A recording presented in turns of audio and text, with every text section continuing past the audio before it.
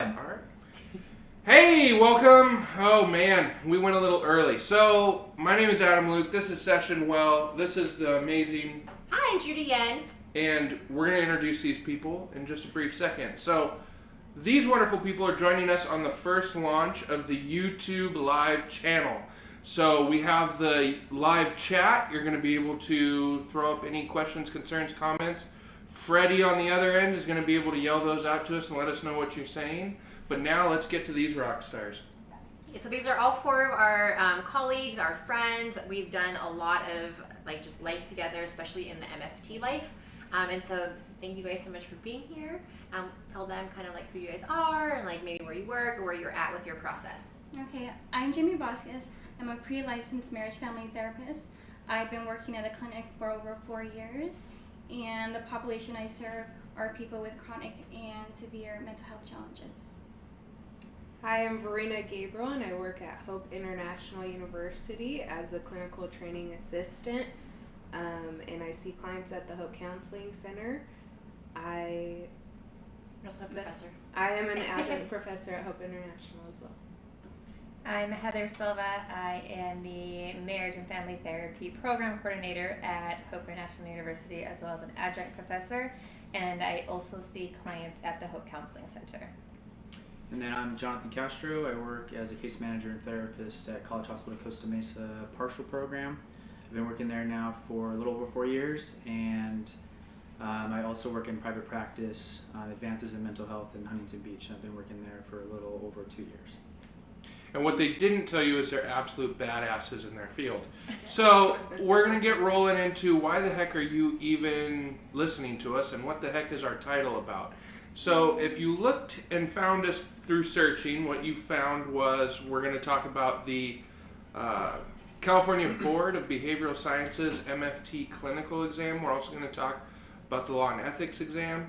Basically, if you've been on our channel before, you've seen that we've talked about this a couple times, but we've never had the ability to have so many people in the building at one time. So we're extremely thankful that you guys were able to join us. So, first of all, how about we just kick it off on when we even talk about the BBS exams? What feelings do you get? By the way, those of you out there that don't know what it is, in case you're not a therapist watching this, it is basically, aside from the 3,000 hours that we all have to complete before we can even get our license, we have to take 2 state exams. One is law and ethics, and one is the clinical. And all of us have experience, at least with the law and ethics exam, but not all of us have experience with the clinical. And both of those exams can create a lot of anxiety amongst a lot of us MFTs. And so we're just kind of here to talk about all of our experiences and some of the challenges that we've had facing those 2 exams. I was going to say for myself, I think I just wanted to postpone it. But I'm known as a procrastinator. So for me, I just wanted to focus on getting my hours. And I didn't take it until I had to take it. Okay. So the renewal? Yeah, and that was probably the only way I would take it. Is if someone had to force me to take it. Because of the renewal, yeah.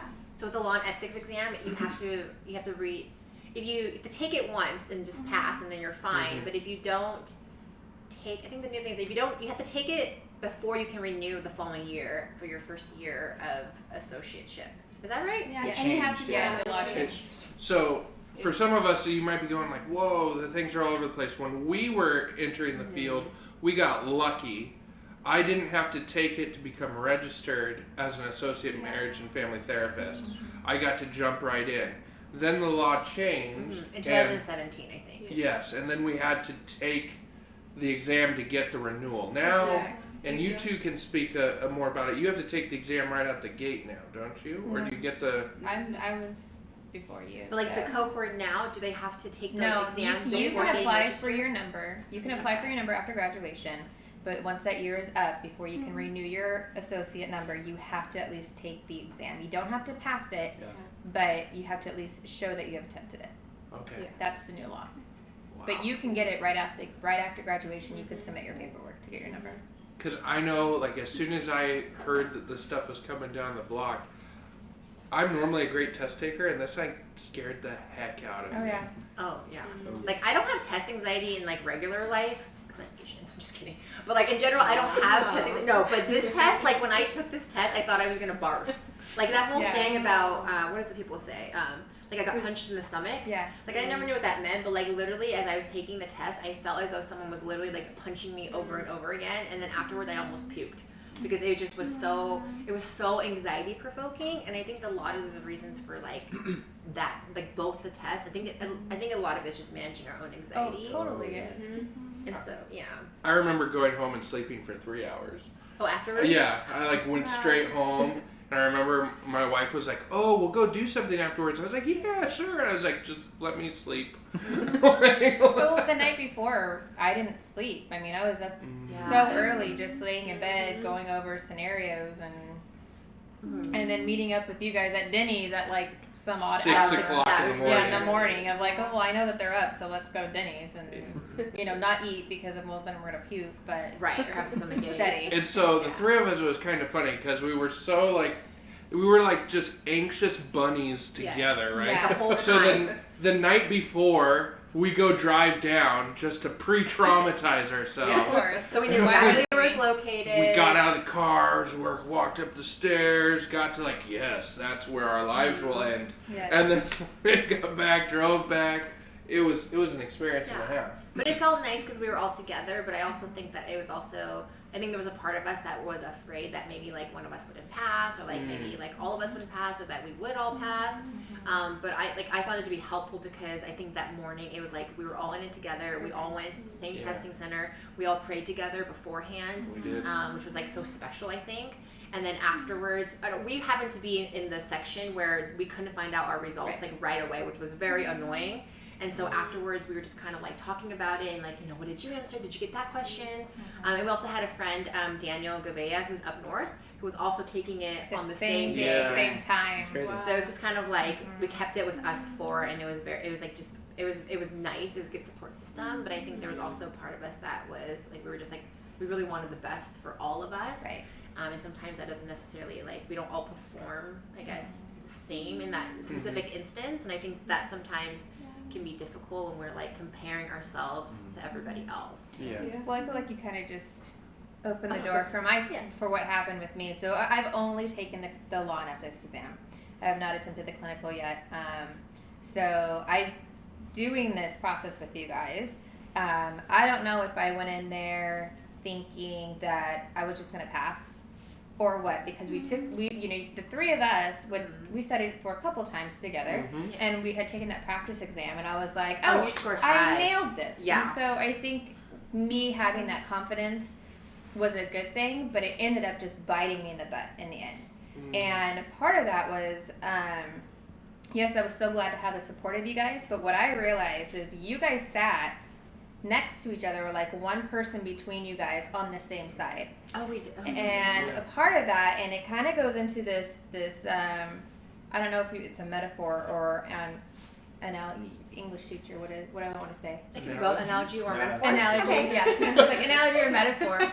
But I used the Michael, so we all know who Michael Phelps is.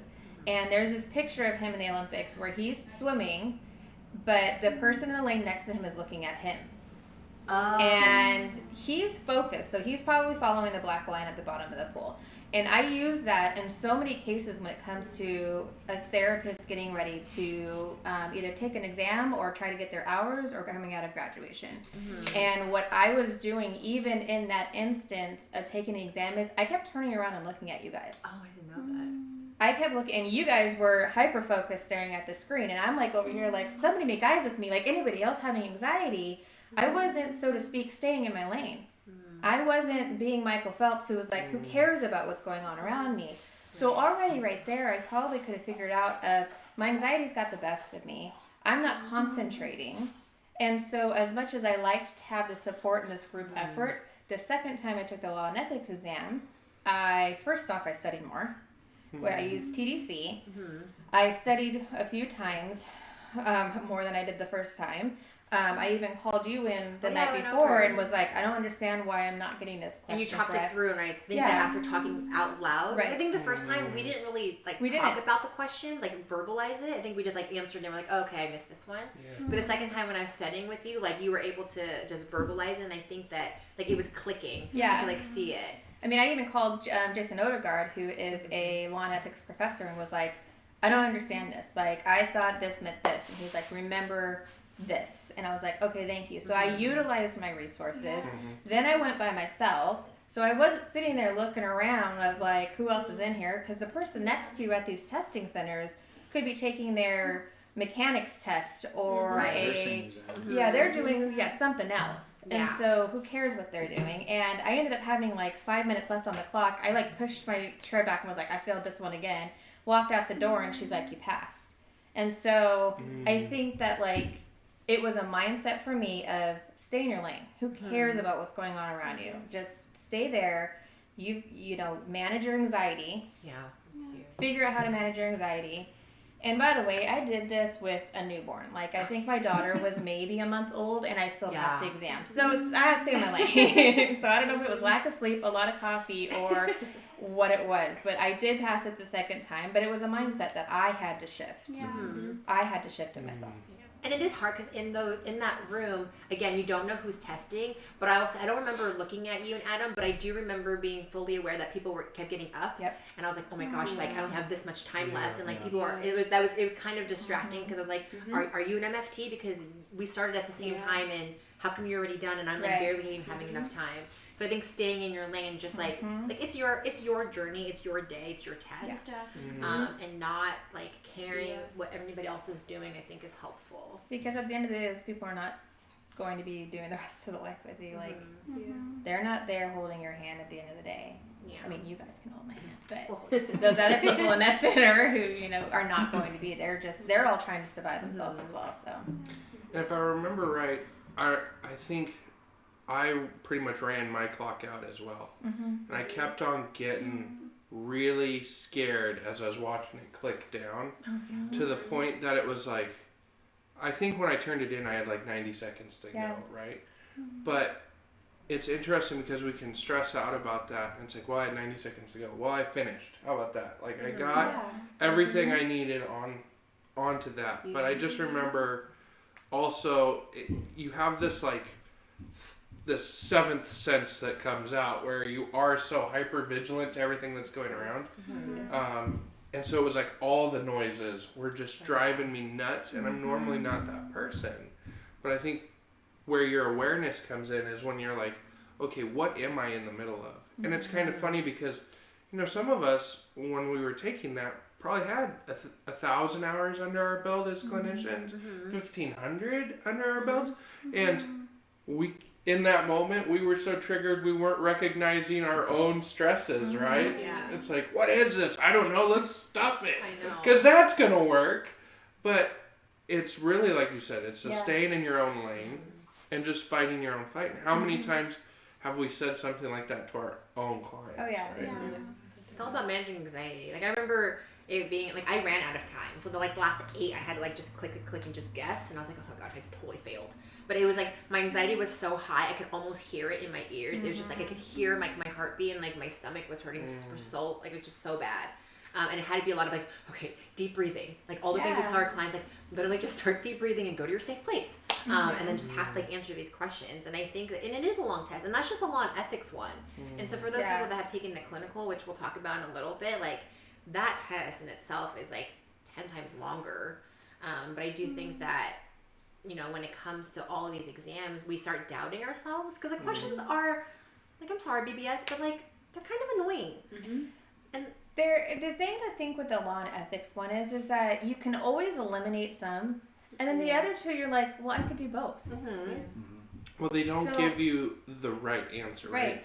They give you the least worst answer. Yeah. Right. And so then it's in, I don't think you were there.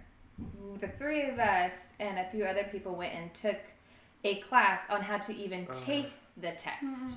It was us 3 and Gentrovilla and I wasn't Sonia. sure if you were there or not. And this is for law and ethics? Yes. Oh, okay. And she just sat there and said, this is how you're going to take the test.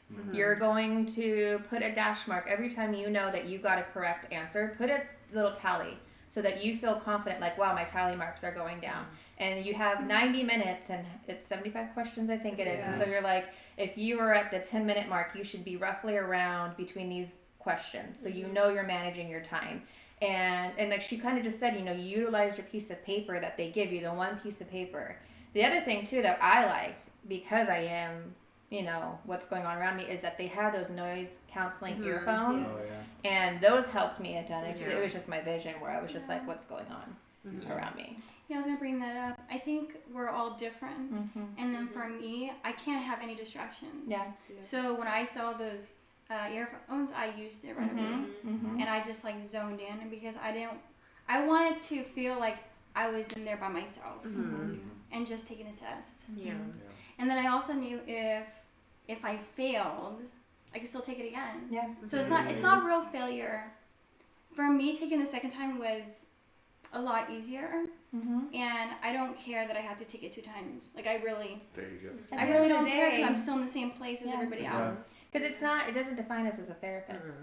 We are trying to pass a test that other therapists got together and created.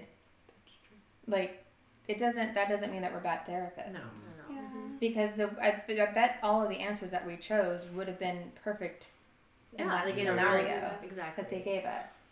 Yeah. Like, total bummer, they don't have D call your supervisor. Right. Like, on any of It's them. like, don't call, you know, they don't Right. have Dave Like, Johnson's name on there. like, They don't have Camp's name on consult there. with It is colleague. nothing. Nope. Yeah. So, And then you have those questions that are testing questions on maybe we'll use that on a future test. And you're like, Like, oh, the That throwaway was questions. frustrating, There's like right? 25 throwout questions. So if you did great on those, Yeah, they sorry don't about count that. Yeah. they don't They don't count this time. They don't help. But you help future clinicians. Great. Yeah. I'm helping myself take it again. Yeah. $200 again. Yeah, exactly. I feel so helpful. Yeah, Oh man. making a difference. in other people's lives. So us 4 have taken, like, we only have experiences with the law and ethics, but like you 2 have taken the clinical, right? So do you guys want to tell us about like what that experience was like what that test even looks like? Sure. For me, I kind of had the opposite experience with the law and ethics. Law and ethics, when I went in, I felt more confident with that one because for me, it was a little more black and white. Like, for me, it was like clear cut. Clinical, the entire time, I was like, I'm failing. I don't know what I'm doing. I don't know what I'm guessing. I don't even know if I'm nowhere near the right answer. Kind of like what you guys said, they give you 4 answers, and they're all good answers, but they want the best one. And so sometimes the best one that you pick, there's one that's better. And at the end of the day, it's like frustrating because then you see, well, if it's still good, then what does it matter? Right. So that's where it's a mind game, and that's where I think, especially when you're studying for the clinical, it's really kind of breaking down your anxiety, but also your test taking skills.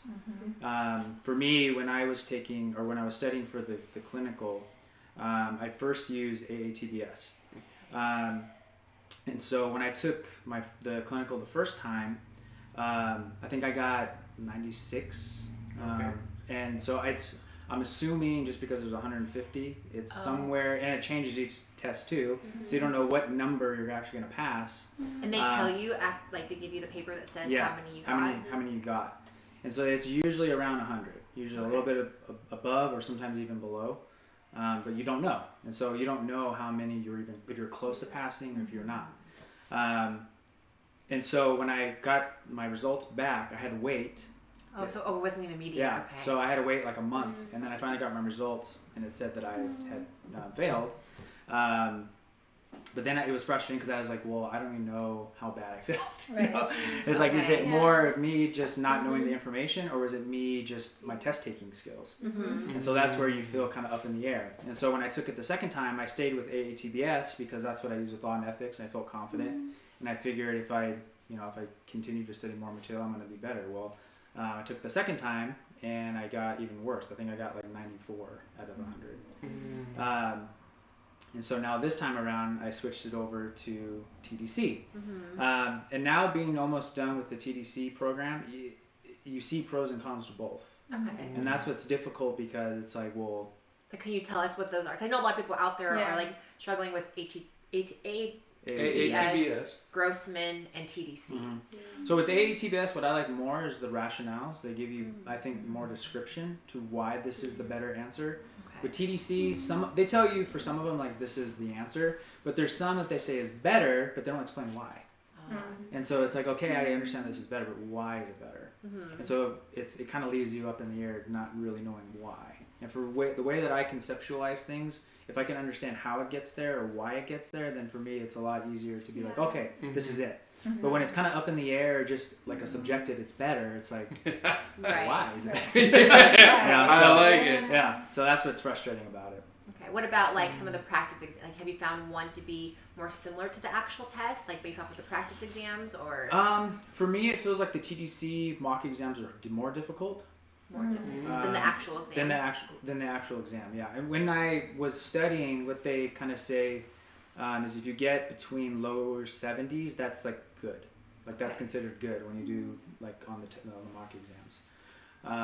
And so the first time around, I got like low 70s, high 60s on all my mock exams. So I was like, okay, I think I'm ready.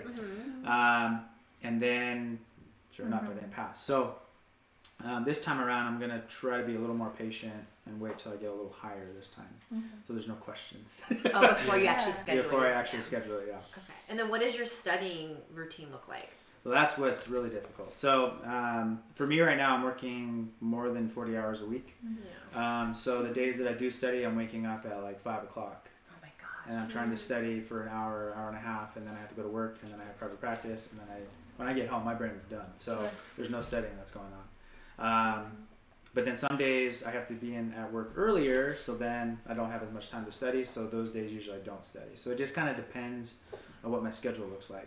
Are you following the program routine? Yeah, exactly, the schedule. And that's what's kind of nice with TDCs. They kind of break it down and it's like, oh, you can either do the like 8-week program, or you can even go up to like 12 weeks. And so that's where for me, I'm really kind of like what you guys were saying earlier. It's it's not a race. I think it's very easy to have this idea that I graduated and I need to be done right away. And I think it's understandable because it takes so long to get the 3,000 hours.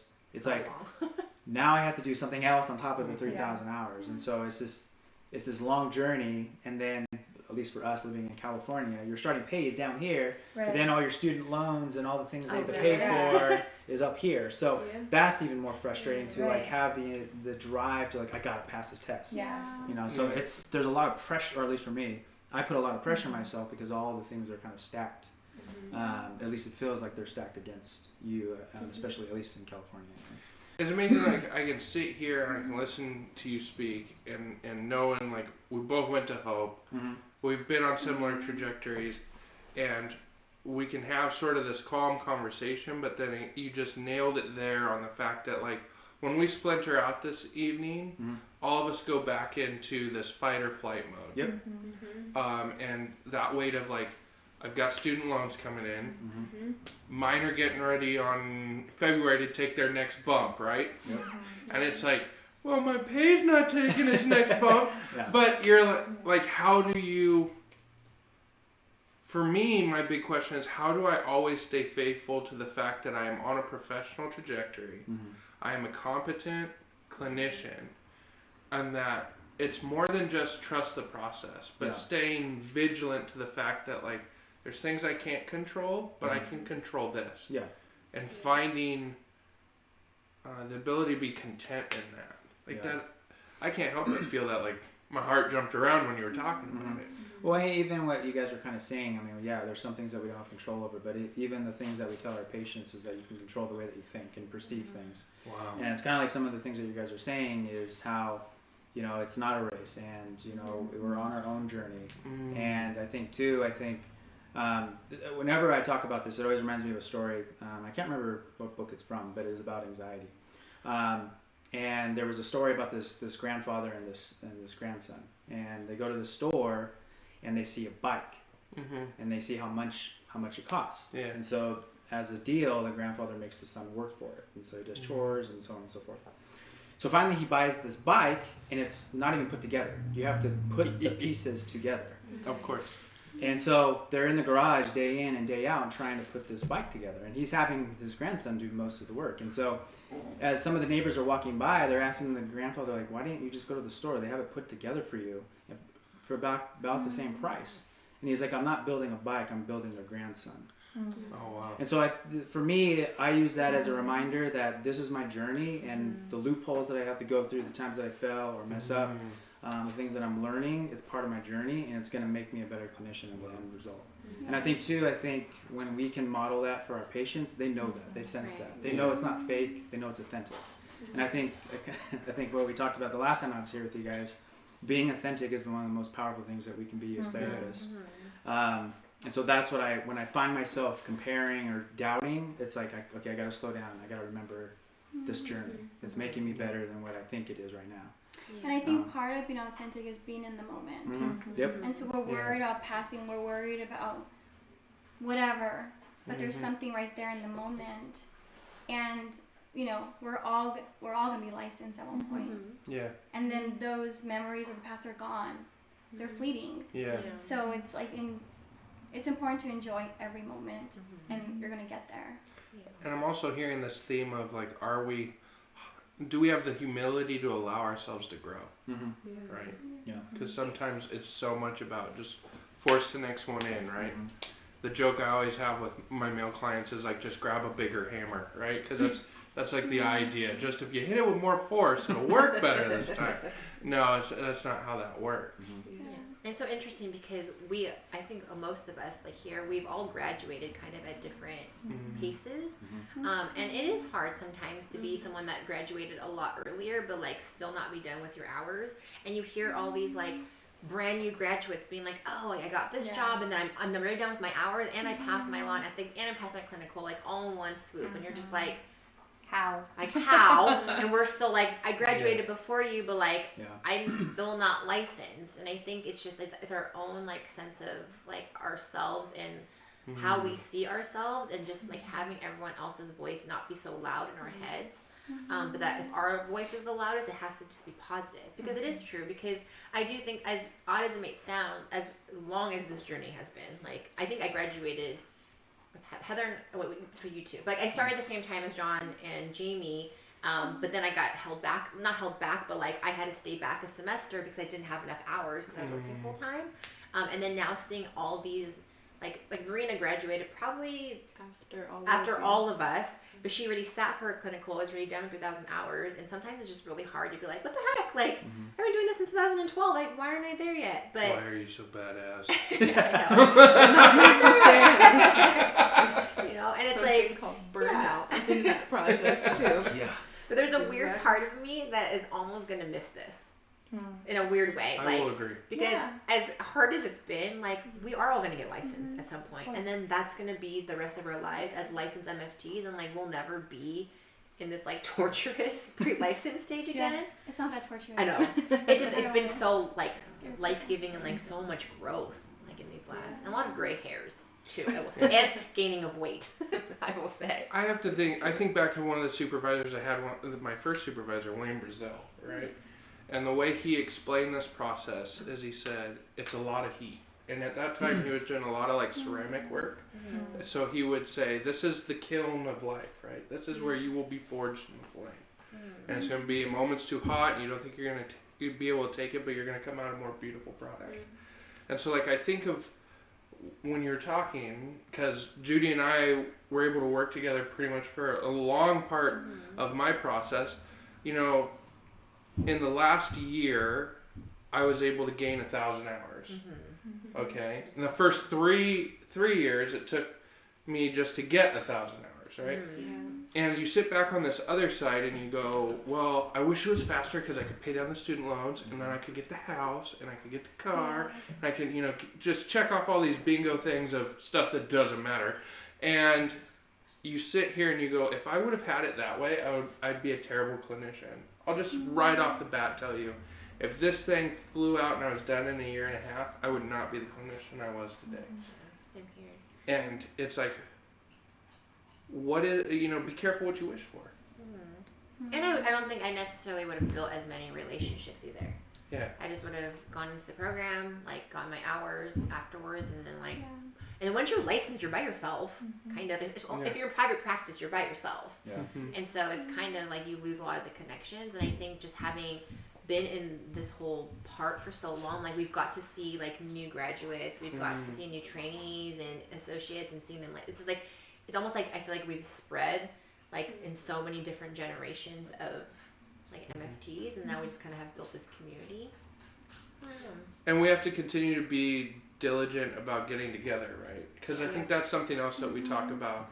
Is as much as we don't get to see each other very much at all, these moments together are special, right? And so then it's, yes, when we get licensed, do we forget about that, right? You know, we have to be, again, diligent to get back together. And stay connected. To have your round table, per se. Because this can be an isolating industry. And this isn't a conversation to make you feel down or anything. Listen, please hear, we can't wait to be licensed. Oh yeah. But we also realize how special this time is. And I don't know if you've noticed a theme. Like, we haven't got to Verina's story yet, but like we have these 4 guests here for a reason, and it is kind of a vulnerable reason. And like the theme of it is that all 4 of them have taken exams, but not necessarily passed the first time, which I don't think is something that most people are willing to share. And so I think that all 4 of you guys are like super brave, and like just for sharing your stories with everybody, because I think that takes a lot of character to just be able to say like, yeah, like, you know what, I didn't pass, but like I'm still standing and I'm still going to keep going forward. So I just think that that's amazing. And I like that wording better. I didn't pass, not failed. Yeah, that's a terrible word. Because failing feels like it's a dead end. Yeah. I think that was the hardest part, is getting that piece of paper and it says failed. Is that what it actually says on there? It says failed. Yeah. Come on, BBS, And fix so that. it would have been nicer to have not passed, because I think, you know, going in, those are the 2 options: either passed or not passed. And that's really what I was telling myself, is that I could go in there knowing and be okay that there's an option, like you said, that I can take it again, and to kind of be okay with that. But obviously you put all this time in that you want to pass your first time. You want to walk in there confident. And I use TDC, Therapist Development Center, and she tells you your mantra needs to be, you are able, you will succeed, you can figure this out. You gotta say your name too. And to say your name, yeah. So Verena, you will be successful. Verena, you can figure this out. And I was using those tools and those resources, and there was a point while taking the clinical exam that I literally told myself, wow, you're actually really calm. So I didn't feel super anxious taking the exam, but I felt how am I going to pick this answer? And I think when you get your results, because I got my results the same day actually, and so when you get them, I knew I didn't pass before I saw the paper, because I saw the extra writing on the paper. So the lady flipped it over for me, and I saw that the format was a little different, and I was like, oh, the breakdown of And the they points. don't say anything, right? They No. have They a just look blank at you. face, Nope. and they just give it to you. Whether you passed or you didn't, they just... It's like being They're- the DMV. They're actually, no, they really are. They're not very kind. They're actually really harsh. During my 5-minute break, I got yelled at. Ma'am, don't step outside. And I was like, well, if I want to use the restroom, I could use the restroom in my 5 minutes. But she wouldn't let me, which was really this odd, okay, so you're triggering the person sitting and taking an exam of like, stay in your lane, you only get 5 minutes. But then there's this like, okay, so I was kind of pissed off, and I was like, all right, Verena, they're not taking an exam. They don't know. They don't know what you Like are how much- experiencing. I also was the only person still at the center taking an exam. So whichever exam other people were taking, they were not taking the clinical. Okay. Because it's 4 hours. And so when I walked, Is it? it's 170. And so when I walked back in, the room was empty. But then as my time kept going, people started to walk in. And that's where I got distracted. People leaving was okay, but people walking in and setting down their things, or the person talking to them, was kind of distracting towards the end. And then that's where you're running out of time too. Right. And you're eyeing the clock. So I think for me, I started to get more anxious towards the end because I was distracted. I wasn't as focused. But I felt okay going in. I felt confident. I felt that I knew, but now studying again, it's being a little bit slower while reflecting back. I didn't do a great job of reviewing in between lectures, and she says to do that. So on your off days, you're supposed to review. And I was like, well, I'm going to review while I sit for my studying. Like, I'll go over it. But I think the continuous task of reviewing and then sitting and looking at the lectures and the audio and the results, I think that is what's helping me this time around. It's a lot slower of a process this time because of just like a little bit of fear, a little bit of anxiety, a little bit of not really motivated to study again. After taking 2.5 months of studying and juggling that schedule of trying to have fun too, not only working and studying. I was gonna ask you guys, did you guys feel more pressure taking it the second time or the first time?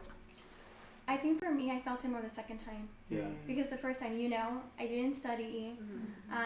Poor Judy had to give me some notes that I studied for like an hour because I wanted to make sure that I was sleeping well the night before. The first time I took the test, I didn't feel any anxiety. And that's because I felt like I didn't really take myself seriously. The second time, I had to study because I didn't pass it in order to renew. I had to take a 6-hour course or something like that. 12-hour online course. Yeah, and I just used that to do my second test. So, and that was through Grossman. So I had to do 6 hours. They give you practice tests, and I went over that. And the second time, I took myself more seriously. Yeah. I don't know if I answered your question, but.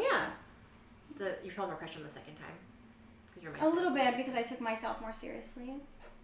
I think the first time you were taking it because it was like, oh crap, I have to renew my number. Yeah, again, that's how it works. Yeah, let me just take it. And I'm okay with that. Yeah. Everyone's different, and just listening to everybody's experience, you can't compare yourself. No. Because also too, everybody has different schedules. Everybody's working at a different setting. Like I work at a clinic. I get my hours very quickly, and I feel very worn out afterwards. And even if you're not getting your hours as quickly, you still feel worn out because you're doing other work. You're selling yourself out, You're selling yourself. Right. You're building a clinic. You're building clientele, and all that's exhausting. So you don't want to study right after working 8 hours or more. You don't. You want to watch something silly and comical afterwards. You want to act like a kid afterwards.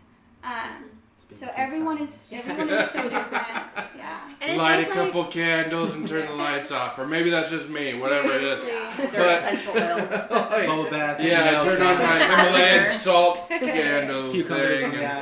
Yes, exactly. I love that. It feels like we're back in school again, which is the annoying part because we've all done so much schooling, and then we've done so many hours. It's like, why are you trying to prevent us from reaching this last goal? Like, it is literally the last thing you have to do it's the before last hoop you have to jump before you become licensed, and it can be super discouraging, and especially if we didn't pass the first time or whatever the case may be. And so it's like, how do we encourage people to keep going?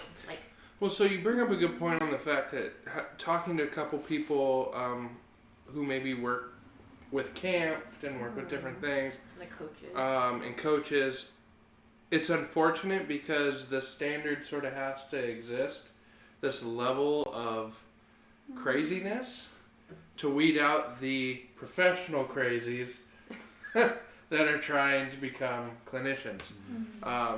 And that might be a harsh way of putting it, but the fact is, this right here is a testament to how much you want it, right?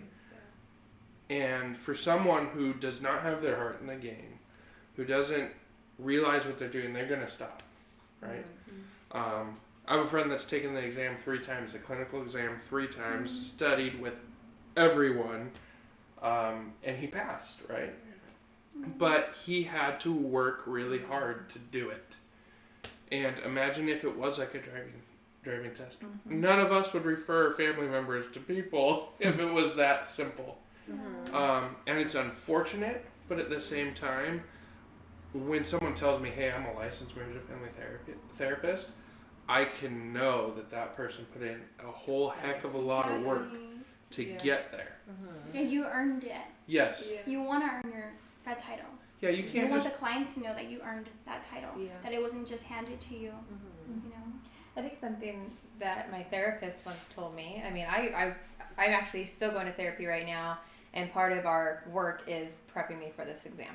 He's like, I've got you. We're going to work on your anxiety so you can do this exam. But he goes, at the end of the day, he goes, think about your medical doctor. And he's like, do you know how many times they took the exam? And I was like, no. He's like, do you know how hard they worked? And I was like, probably really hard. He's like, but all you know is there a doctor? And he's like, at the end of the day, you're going to be a licensed marriage and family therapist. Your clients are going to have no idea how long you took this road. But they're going to know that you're competent enough, especially as they keep coming back. They must like you for a reason. He's like, at the end of the day, you're going to be a therapist. He's like, you already are. You're just waiting for that extra little L at the beginning of it. He Gotta goes, buy a constant. right. Yeah. Real fortune. Yeah. Yeah. And this might be like a kind of a more vulnerable question, and you guys don't have to answer if you don't want to. But like, I'm just curious, what were some of your guys's like thoughts? I guess like, were there any negative thoughts about yourselves as clinicians or anything like that? Like after not passing, there's like yes. Yeah, there was. Is, I thought I chose wrong field. okay. I was like, oh, I'm done.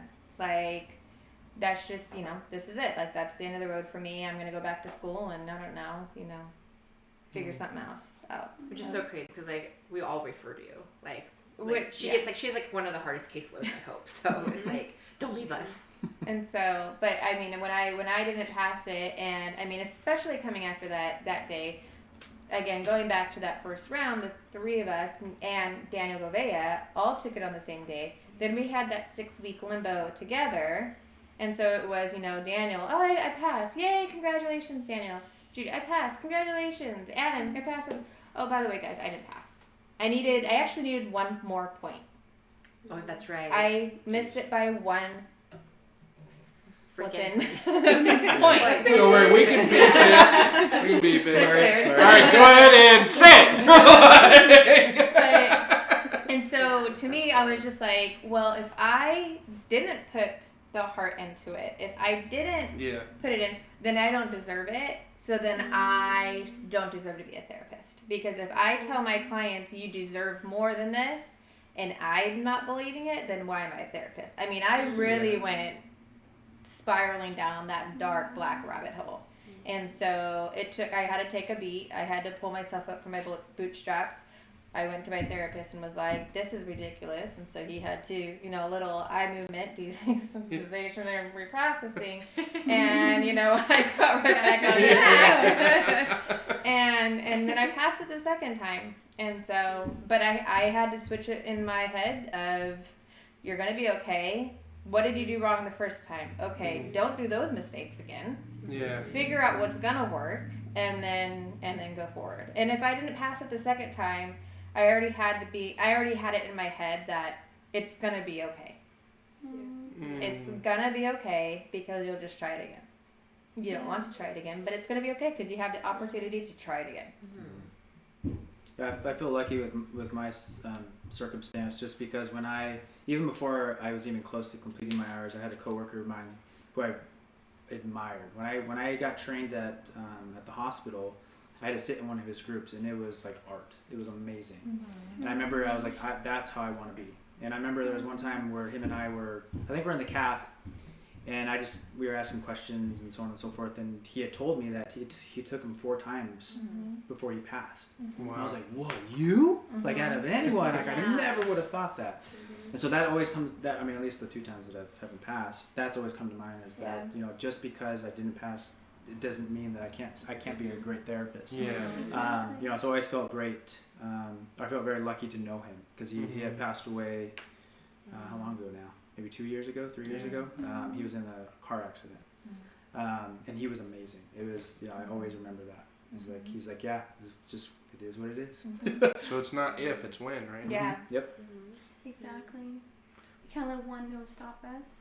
Right. And I have that fear with many things in my life of you stop short just that much, right? Like we paint ourselves in our own minds that, oh no, we have to do something else. I could align with that moment with, there was a time in which I couldn't find anyone to take me on for my practicum hours, right?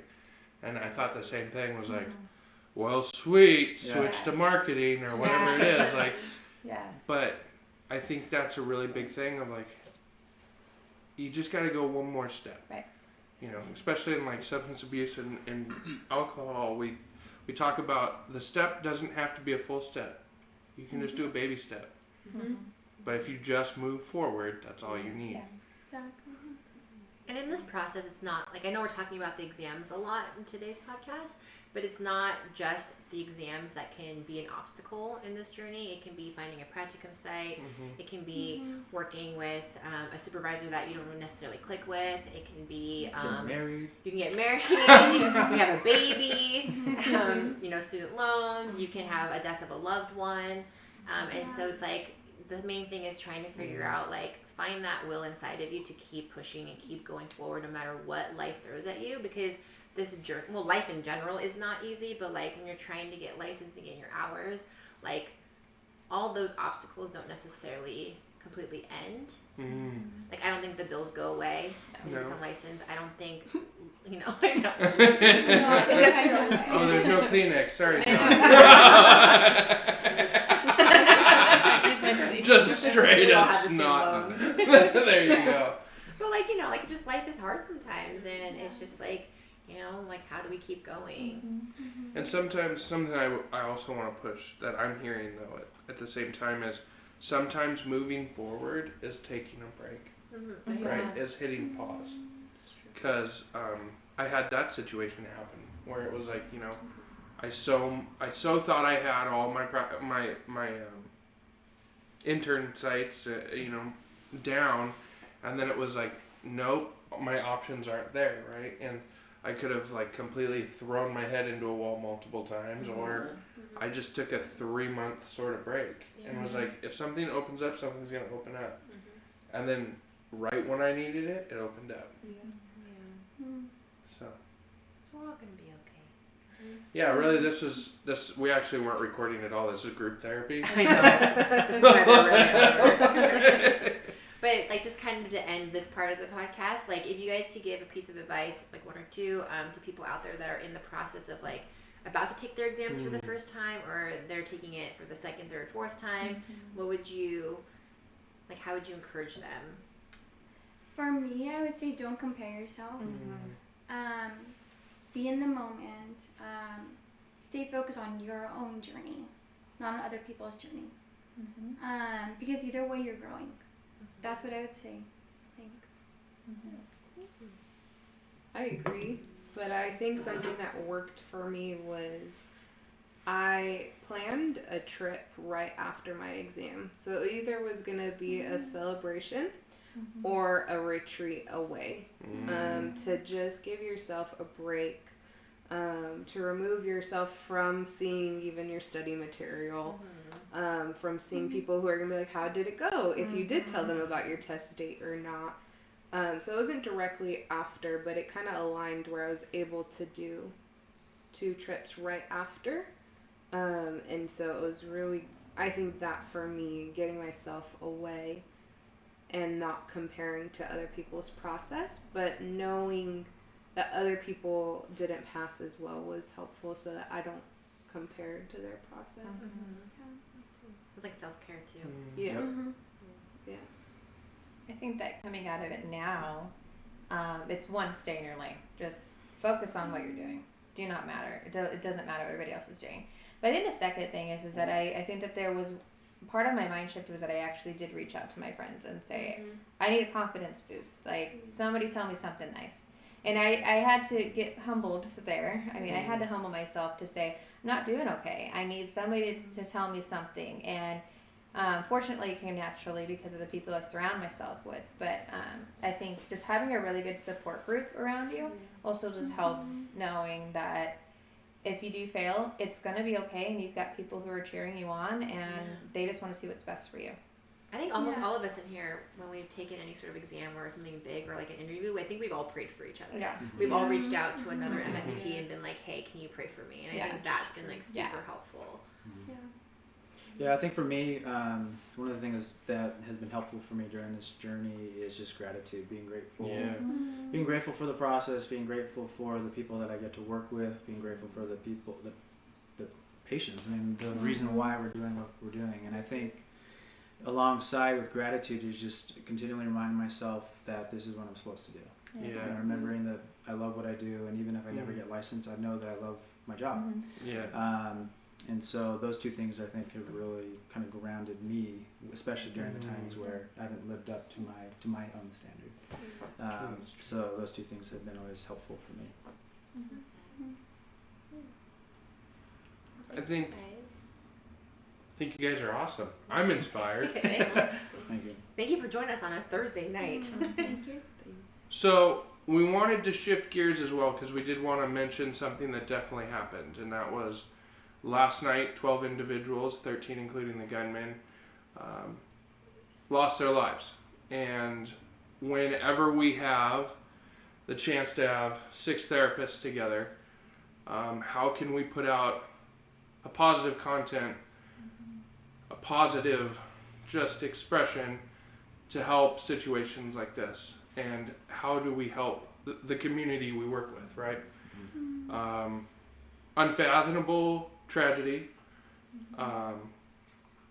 And so we just wanted to devote some time to this to talk about how can we help where we are. Sometimes that's the hardest part is what do we do? What's the next thing?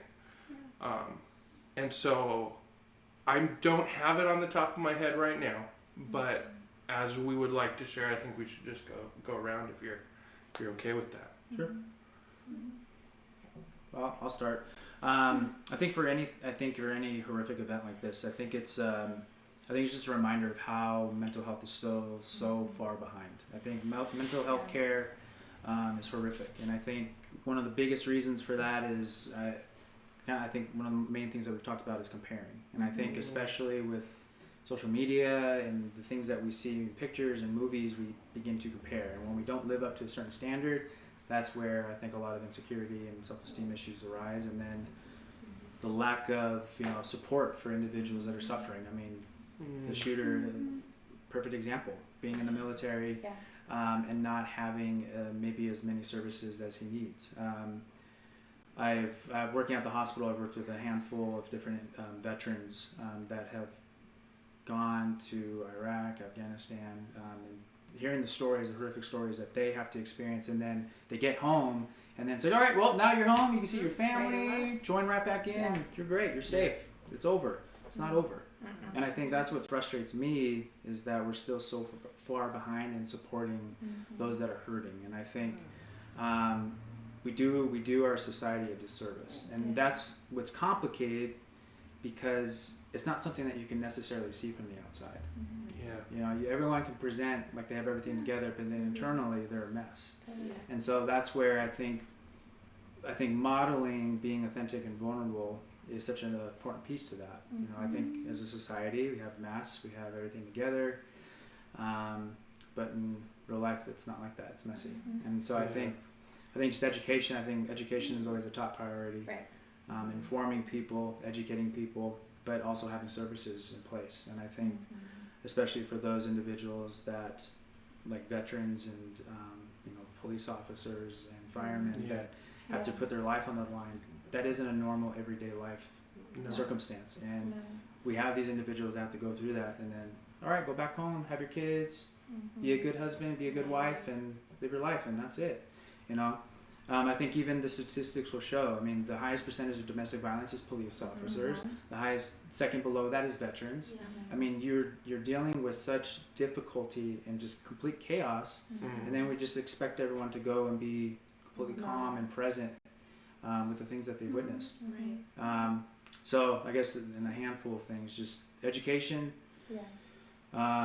more mental health services, but I think also educating individuals on how important it is to be vulnerable and authentic, and getting away from this presentation that you have to have everything together, because we don't. So.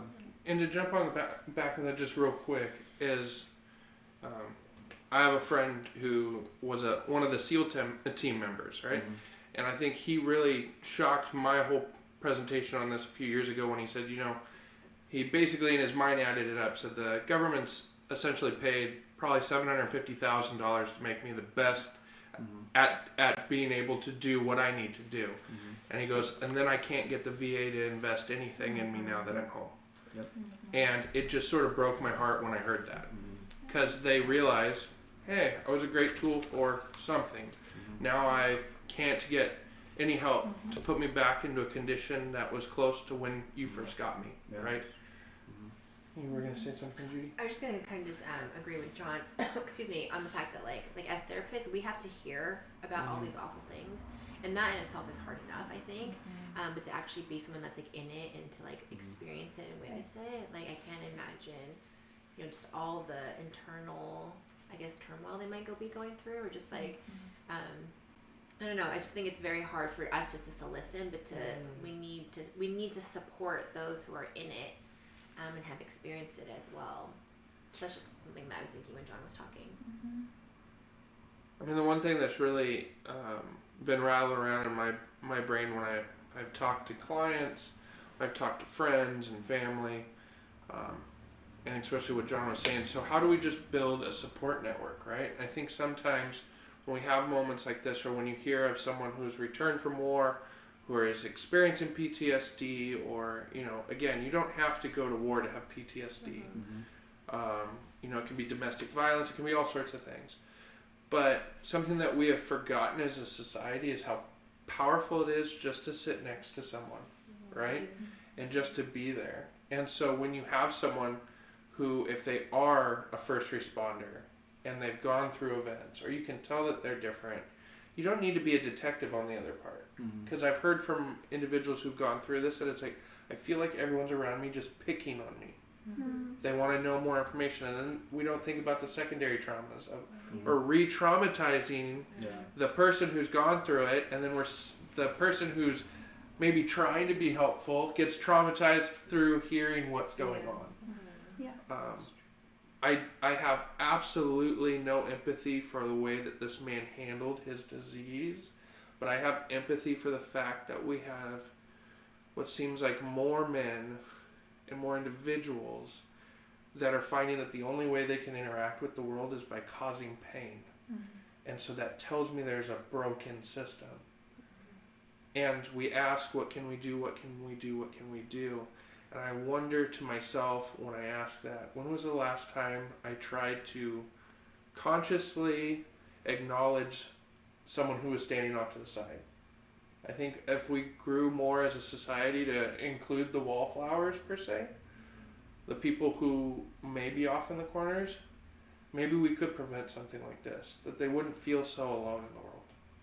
Instead of just like kind of being on our own busy, like we're all busy, and so how often do we just like stop and really look at someone who's not in our office, but just like a stranger who like maybe looks like they're sad or maybe alone, or it's an awkward thing, and for maybe like you're right, like we should take more time to like be intentional and like reach out and how are you doing, and I think we're just so attached to our phone sometimes, or we're just like we're very much like, okay, like this is my day, I need to get from here to here, but like we don't really notice, or maybe we notice but we just choose like to walk past it. People are hurting. Yes.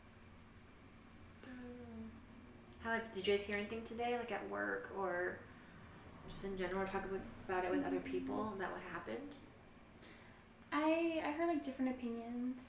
For me, I don't have much of an opinion. I don't know what was going on inside this man's mind. I don't know what he's experienced. I feel like it's a loss for everybody.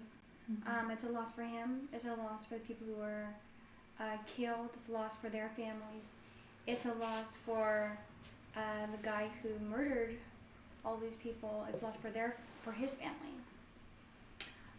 So nobody obviously wins. Everyone loses. It's a very sad event. And I'm sure a lot of people are going to have questions. And one thing I do like is, like, I hear John and you guys talking about how important it is to reach out. And I'm glad that that's part of our jobs, is that we do reach out to people, that there are people who want to serve and they want to be there for other people. They want to change the way it looks like to process our own experiences that are traumatic. In the same time, there's an acknowledgement that everybody has their own decisions on whether or not they want to receive that help. So, no one's. We could be there. We could help. We can guide. We can sit with someone's emotions, but we also cannot control what the other person is thinking and what they want to do or what they think they should do, because we don't know what was going on. We don't know the mental status of this person, whether or not he was in his right mind or not. I guess maybe someone would argue either way they're not in their right mind. So, yeah. And I think that silence is not an option, right? Just kicking it down the road is not the option. So, again, we wanted to just have this discussion in a respectful way, but also in a way to try to honor those who were lost, and how can we change as people, right? We're not just therapists. We're all part of something much, much bigger. So, again, thank you so much for spending the time with us. Thank you guys for being willing to be here. And we'll put everybody's information in. Okay. Is that right, Freddie? Yeah, Like, we can do the description. We got some comments if you want. Oh, to we read. have Okay, let's comments. roll Okay, through. good. Yay! Are you gonna read them to us or? No. Oh, okay. I was like, Adam, read them to us. Thanks, Well, guys, for watching. Teresa Wilcox, she's awesome. We'll just say that. Teresa. She was like so many of our supervisors. Yeah, she pretty much led us down the clinical road. So, well, thank you guys. You guys have a wonderful evening. We'll see you again Thursday nights at 8 o'clock. Good? All right, bye. Oh, bye.